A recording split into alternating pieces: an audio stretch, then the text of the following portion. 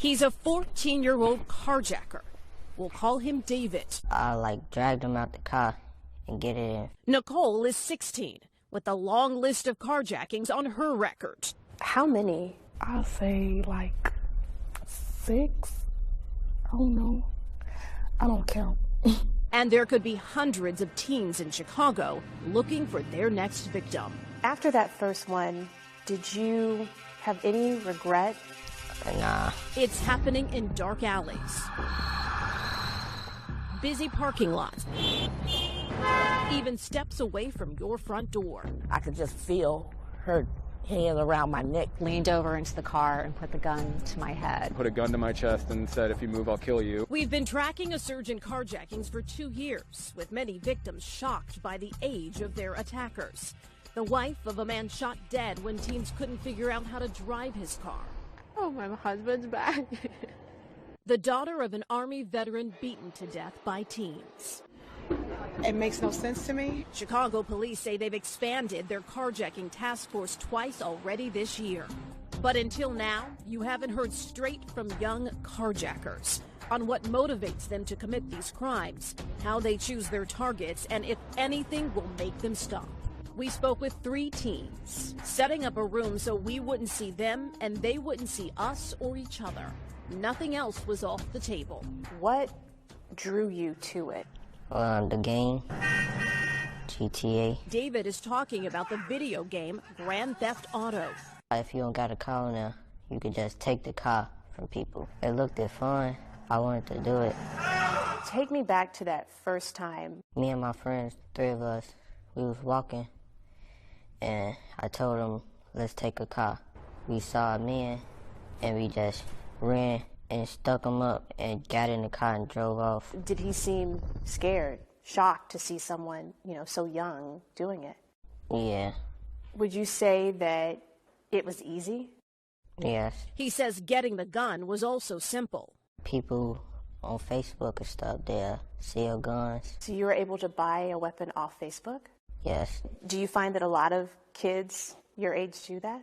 Yes. Nicole does it for different reasons. I had someplace to go, and I didn't have a way there. Sometimes I even sell a car, get a car just to get money. She says being a girl works in her favor. They wouldn't probably expect a younger age female to be out here carjacking. What kind of weapons do you use when you commit a carjacking? A knife. Nicole has been arrested, but after a short stay in juvenile detention, she was back out. Is this something that you still are doing? Yes. In my mind, there's no child that's irredeemable. Tyrone Muhammad spent 21 years in prison for murder, and before that, as a teenager. I did the drive-by. I did the carjacking. Now he runs a mentoring group to stop teens from landing behind bars using his own life as a cautionary tale. What have you found has worked? If you don't replace their activity with something constructive where they can see themselves making a living, then you'll never fix this problem. And there's a lot of work to be done. 9 months into 2021, there have been 1,203 carjackings. In 2020, over 1,400. Chicago's on track to surpass that number this year. And these 2 years netted more carjackings than the previous 3 years combined. Nearly every neighborhood has been hit. Nicole says she often targets the Loop. What about that area makes it a prime spot? They think that it's more safer for them. They don't have to worry about nobody running up on them. Have you ever hurt someone? No. No. It hasn't got that far. Though she admits it can quickly escalate. People are losing their lives because of this. People are paralyzed because of this. Do you think of the victims?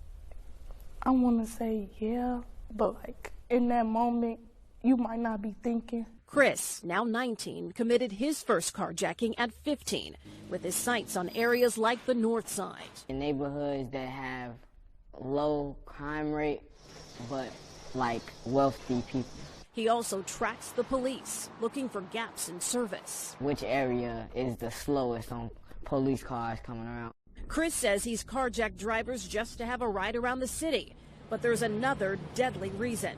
What he calls hot cars are often used in drive-by shootings. Has there been a time where you've used a hot car for retaliation with an enemy, gang-related? That's a touchy topic. I have been in a situation to where a hot car was involved. Chris says he recently stopped carjacking. His mother discovered what he was doing and kicked him out. He also became a father. She told me, get yourself together and you'll be able to be here for your son. That's what really changed me. Nicole and David say their families were unfortunate examples. Seeing my brothers go in and out of jail for this type of stuff. I got family members that are also doing the same thing. Do you think that that played a role in you doing it? Yes. Muhammad tries to change teens' paths by getting them jobs at construction sites, partnering with local businesses, pastors, and legislators. But is it enough to make them successful? Absolutely not. Not without right mentors being positioned. Because the moment that those young people are interrupted, frustration with life, they'll go back to what they know. While David and Nicole haven't reached a point where they want to stop carjacking, they still talk of big dreams. Nicole wants to be a doctor. Working at UIC hospital or something. Taking care of people or saving people's lives. David wants to own his own car dealership. Do you feel like you could do that? Yes. Reverend Robin Hood knows stories of kids like these well. He mentors teen carjackers and often partners with Muhammad. They're not mature enough to see the whole picture like we would love for them to do. They don't see they can kill somebody. They don't see they can go to jail the rest of their life. But at this point, many don't agree with that. They want them locked up. And they won't have sympathy for even the youngest children when they come with such a serious threat. See, I won't shoot them. If they fight back, I drag them out the car and get it in extra fast. It's just having that thrill again, that's what would make you do it again? Yeah. Parents gave us permission to interview the teens. We also asked those parents to talk.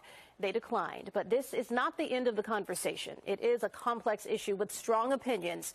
We will have a CBSN special in the coming weeks exploring the surge in carjackings, including the role of remote learning and juvenile detention.